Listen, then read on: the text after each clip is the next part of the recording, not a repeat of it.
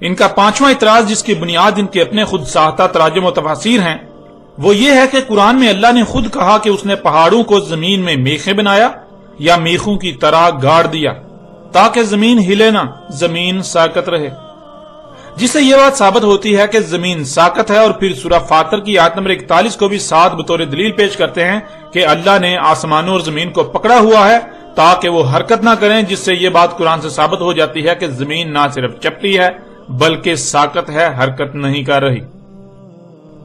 اور ناظرین، اس کے لیے یہ جن آیات کو توڑ مروڑ کر اپنے مقاصد کو پورا کرنے کے لیے پیش کرتے ہیں، وہ آیات آپ کے سامنے رکھتے ہیں تاکہ آپ خود اپنی آنکھوں سے دیکھیں اور فیصلہ کریں کہ کس طرح یہ لوگ اپنے آباء و اجداد سے نسل در نسل منتقل ہونے والے عقائد و نظریات کو ترک نہ کرنے کی خاطر اور الٹا ان کے حق میں دلائل کرنے کے لیے قرآن کے ساتھ کس طرح کھلواڑ کرتے ہیں، کس طرح قرآن کی آیات کو اپنے من پسند تراجم و تفاسیر پہنا کر اپنے آباء و اجداد کو سچا ثابت کرنے کے جتن کرتے ہیں۔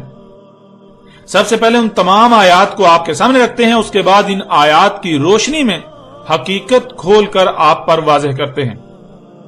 اس وقت آپ کو سکرین پر آیات نظر آ رہی ہیں، ان میں سب سے پہلے سورہ نبا کی آیت نمبر 6 اور آیت نمبر 7 ہے، پھر اس کے بعد سورہ نحل کی آیت نمبر 15، سورہ الانبیاء کی آیت نمبر 31، سورہ لقمان کی آیت نمبر 10 اور سورہ فاطر کی آیت نمبر 41۔ سورہ نبا کی آیت نمبر 6 اور 7 میں اللہ سبحانہ وتعالی نے کہا، الم نجعل الارض مہادا والجبال اوتادا، کیا نہیں ہم نے کیا زمین کو ایسا کہ زمین پر ہر شے کو اپنی طرف کھینچے رکھنے والی، اپنی طرف سمیٹے رکھنے والی، اور کیا ہم نے نہیں کیا پہاڑوں کو اوتاد۔ ناظرین، سورہ نبا کی آیت نمبر 7 میں لفظ اوتاد کا استعمال کیا گیا جو کہ جمع کا صیغہ ہے اور اس کا واحد وتد ہے، اور وتد کہتے ہیں ایسی شے کو جس میں فانے یا تکونے کی خصوصیات پائی جاتی ہوں۔ اس وقت آپ کو سکرین پر فانا یا تکونا نظر آ رہا ہے، جسے انگلش میں ویج کہا جاتا ہے۔ سب سے پہلی بات تو یہ ہے کہ اسے کسی بھی طرف سے دیکھا جائے تو یہ تکونا نظر آتا ہے، یعنی اس کے 3 کونے نظر آتے ہیں۔ دوسری بات یہ ہے کہ اگر اسے کسی شے میں ٹھونکا جائے یعنی گاڑا جائے تو یہ نہ صرف مضبوطی سے گڑ جاتا ہے کہ نکلنا تقریباً ناممکن ہو جاتا ہے، بلکہ اگر شے سخت ہو تو اسے پھاڑ دیتا ہے، اور اگر شے نرم ہو تو اسے اطراف میں انتہائی زور سے دھکیل دیتا ہے، دبا دیتا ہے۔ جیسے جیسے آپ اس میں غور کریں گے تو آپ کو اس کی مزید خصوصیات کا علم ہوتا چلا جائے گا۔ اس آیت میں اللہ سبحانہ وتعالی نے پہاڑوں کو اوتاد کہا، یعنی پہاڑوں میں وہی خصوصیات ہیں جو خصوصیات اوتاد یعنی ویج یا فانے میں پائی جاتی ہیں۔ پہاڑوں کی ساخت ایسی ہے کہ نہ صرف یہ اوپر کو تکونے کی طرح اٹھے ہوئے نظر آتے ہیں، بلکہ یہ اسی طرح تکونی صورت میں زمین کی نچلی تہوں میں بھی نیچے دھنسے ہوئے ہیں، اور یہ اسی طرح وجود میں آئے جس طرح تکونے کو زمین میں گاڑنے سے زمین اطراف میں پریس ہو کر دباؤ کا شکار ہو کر سخت ہونے کے ساتھ ساتھ اوپر کو اٹھاتی ہے اور نچلی طرف سے بھی نیچے کو دھنس جاتی ہے۔ زمین کی تہیں اطراف سے دباؤ پڑنے کی وجہ سے نہ صرف آپس میں ایک دوسرے میں دھنس کر جکڑ گئیں، بلکہ وہ تکونوں کی صورت میں اوپر کو اٹھ گئیں۔ یوں پہاڑ وجود میں، اور جہاں جہاں پہاڑ ہیں وہاں نہ صرف زمین سخت ہے اور زمین کی تہیں ایک دوسرے میں ایسے دھنس کر جکڑی ہوئی ہیں جیسے رسی کے 2 ٹکڑوں کو گانٹھ لگا دی جائے، بلکہ جیسے اوپر کو اٹھی ہوئی پہاڑ نظر آتے ہیں، اسی طرح زمین کی تہیں نیچے کو بھی دھنسی ہوئی ہیں۔ ناظرین، آپ غور کریں، اس آیت میں اللہ سبحانہ وتعالی یہ سوال کر رہے ہیں کہ کیا ہم نے پہاڑوں کو اوتاد نہیں کیا؟ تو اب سوال یہ پیدا ہوتا ہے کہ آخر اللہ سبحانہ وتعالی ایسا کیوں کہہ رہے ہیں؟ ایسا کن کو کہا جائے گا؟ ایسا کن کو کہا جا سکتا ہے؟ کیا ایسا ان کو کہا جا سکتا ہے جو پہاڑوں کے بارے میں بالکل بھی علم نہ رکھتے ہوں، جو پہاڑوں کے بارے میں بے علم ہوں؟ یا صرف اور صرف انہی کو کہا جا سکتا ہے جو پہاڑوں کے بارے میں علم رکھنے والے ہوں، جن پر پہاڑوں کی ساخت و تخلیق کے راز کھل چکے ہوں؟ ناظرین، ایسا تو صرف انہی کو کہا جا سکتا ہے جن پر پہاڑوں کی تخلیق کے راز کھل چکے ہوں، اور انہی کو کہا گیا۔ اور پھر ناظرین دیکھیں اگلی آیات میں اللہ سبحانہ وتعالی نے کیا کہا۔ اس وقت آپ کو سکرین پر 3 آیات نظر آ رہی ہیں، سورہ نحل کی آیت نمبر 15، سورہ الانبیاء کی آیت نمبر 31، سورہ لقمان کی آیت نمبر 10۔ ناظرین، ان آیات میں لفظ تمید کا استعمال کیا گیا۔ اس میں اصل لفظ مید ہے اور اس کے شروع میں تے کا اضافہ ہے۔ تے زمین کے کسی عمل کا اظہار کر رہی ہے جس عمل کا تعلق مید سے ہے، اور مید عربی میں کہتے ہیں پھسل کر بہ پڑنے کو، یعنی لینڈ سلائیڈنگ کو۔ سورہ نحل آیت نمبر 15 میں اللہ سبحانہ تعالیٰ کا کہنا ہے، اور اوپر سے ڈال دی زمین میں چوٹیاں اس لیے کہ تمہارے ساتھ کہیں زمین پھسل نہ جائے، اس وجہ سے جو وہ عمل انجام دے رہی ہے۔ زمین کی تہیں پانی کی طرح بہ نہ پڑے، یعنی لینڈ سلائیڈنگ نہ ہو۔ پھر آگے سورہ الانبیاء کی آیت نمبر 31 میں اللہ سبحانہ تعالیٰ کہتے ہیں، اور کر دی ہم نے زمین میں چوٹیاں اس لیے کہ تمہارے ساتھ کہیں زمین پھسل نہ جائے، اس وجہ سے کہ جو وہ عمل انجام دے رہی ہے۔ زمین کی تہیں پانی کی طرح بہ نہ پڑے، یعنی لینڈ سلائیڈنگ نہ ہو۔ پھر سورہ لقمان کی آیت نمبر 10، اس میں اللہ سبحانہ تعالیٰ کا کہنا ہے، اور اوپر سے ڈال دی زمین میں چوٹیاں اس لیے کہ تمہارے ساتھ کہیں زمین پھسل نہ جائے، اس وجہ سے جو وہ عمل انجام دے رہی ہے۔ زمین کی تہیں پانی کی طرح بہ نہ پڑے، یعنی لینڈ سلائیڈنگ نہ ہو۔ اب ناظرین، غور کرنے والی بات تو یہ ہے کہ آخر زمین کا وہ کون سا عمل ہے، زمین ایسا کون سا عمل انجام دے رہی ہے جس کی وجہ سے زمین کی تہیں پھسل کر پانی کی طرح بہ سکتی ہیں، یعنی لینڈ سلائیڈنگ ہو سکتی ہے، جسے روکنے کے لیے رواسی یعنی زمین پر جو چوٹیاں نظر آتی ہیں وہ کی گئیں، جنہیں آپ پہاڑ کہتے ہیں، عربی میں جبال کہا جاتا ہے۔ اور سورہ نبا کی آیت نمبر 7 میں یہ بات بھی بالکل کھل کر واضح ہو چکی کہ جبال یعنی پہاڑوں کو اوتاد کہا گیا۔ پہاڑ اس طرح وجود میں آئے کہ جب زمین تکمیلی کے مراحل سے گزر رہی تھی اور خلا سے شہابیوں کی بارشیں ہو رہی تھیں، جس سے زمین کی اوپری تہیں وجود میں آ رہی تھیں، تو زمین کے گھومنے کی وجہ سے ان تہوں پر دباؤ پڑتا، بالکل ایسے ہی جیسے آپ کسی گاڑی پر سوار ہوتے ہیں، جب گاڑی آگے کو چل رہی ہوتی ہے تو آپ پر پیچھے کو دباؤ پڑتا ہے۔ اگر آپ کسی شے کو مضبوطی سے پکڑے ہوئے نہ ہوں تو آپ پیچھے کو پھسل جائیں گے۔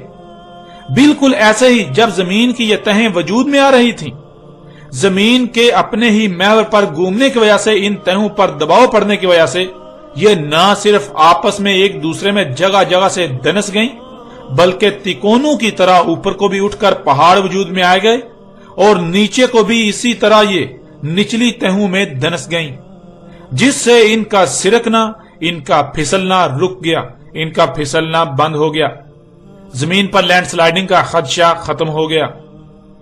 اب ناظرین، پہلی بات تو یہ ہے کہ جن آیات سے یہ زمین کے ساکت ہونے کی دلیل اخذ کر رہے ہیں، وہ آیات تو خود چیخ چیخ کر اس بات کا اعلان کر رہی ہیں کہ زمین حرکت کر رہی ہے۔ زمین کے حرکت کرنے کی وجہ سے زمین کی اوپر والی تہیں لرزیں نہ، ہلیں نہ، ان کو لرزنے سے، ہلنے سے بچانے کے لیے پہاڑوں کو اوتاد کیا گیا۔ اور دوسری بات یہ ہے کہ ان آیات کے من چاہے تراجم و تفاسیر کا عربی متن کے ساتھ دور دور تک کوئی تعلق نہیں، جن تراجم و تفاسیر کی بنیاد پر یہ اپنے آباء و اجداد سے منتقل ہونے والے عقائد و نظریات کو سچا ثابت کرنے کے لیے آج تک سر توڑ اور ناکام کوششیں کرتے رہے اور آج بھی کر رہے ہیں۔ اب ناظرین، سوال تو الٹا ان لوگوں سے بنتا ہے کہ جب ان کے بقول زمین ساکت ہے تو پھر سوال یہ پیدا ہوتا ہے کہ زمین میں پہاڑوں کو میخوں کی طرح کیوں گاڑا گیا؟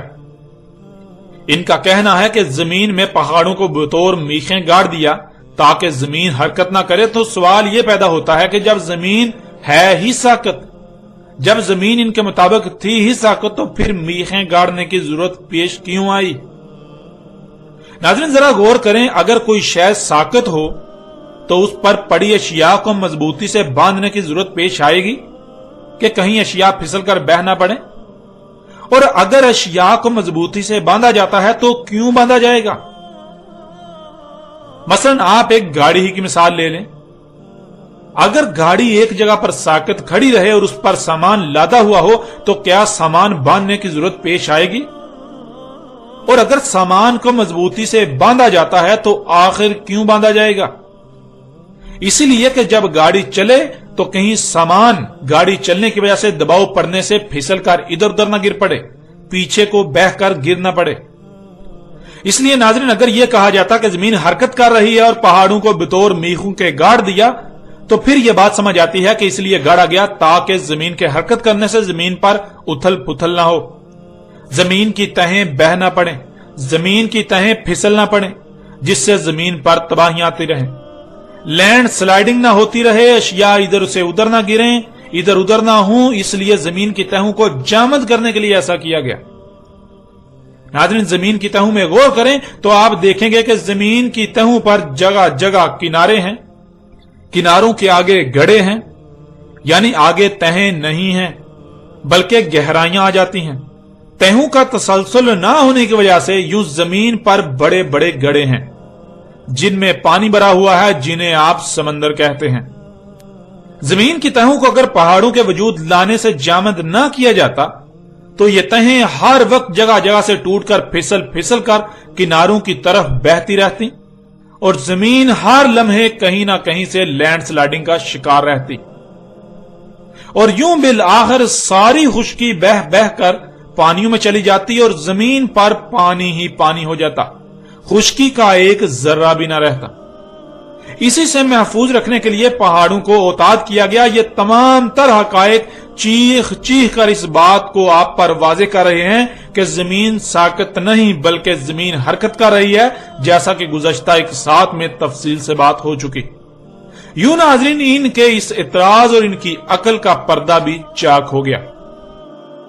अब आते हैं नाज़रीन उस आयत की तरफ जिस आयत को बुनियाद बनाकर ये लोग कहते हैं कि इस आयत में अल्लाह ने कहा कि अल्लाह आसमानों और जमीन को मजबूती से पकड़े हुए है, थामे हुए है ताकि वो हरकत ना करें, और फिर कहते हैं कि ये आयत जमीन के साकत होने की दलील है।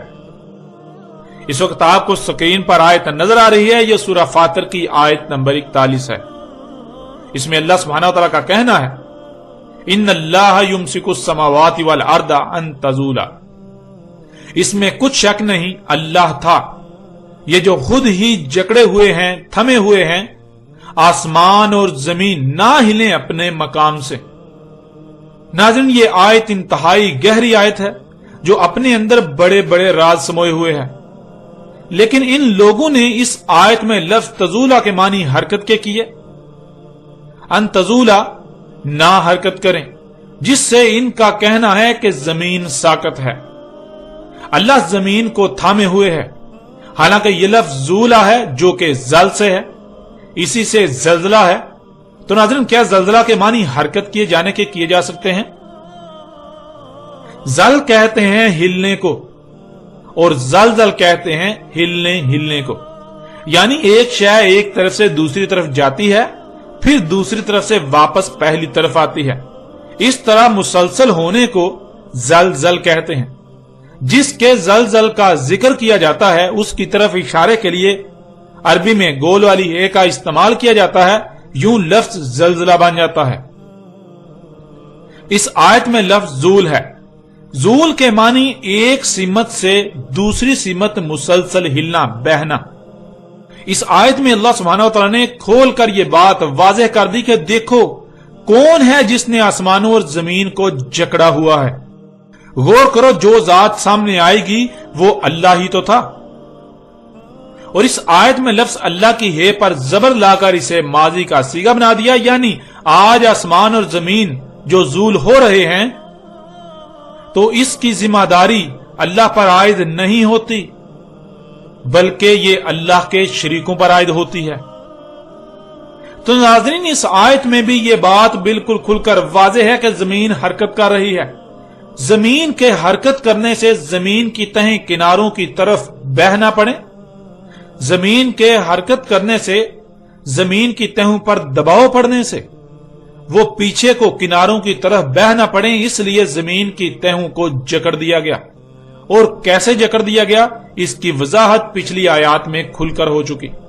यूं ना सिर्फ इनके इतराज की हकीकत खुलकर वाज़ेह हो गई बल्कि जो इन्होंने तराजुम तफसीर के नाम पर कुरान के साथ खिलवाड़ किया वो हकीकत भी आज आपके सामने है। बढ़ते हैं नाज़रीन इनके छठे इतराज की तरफ।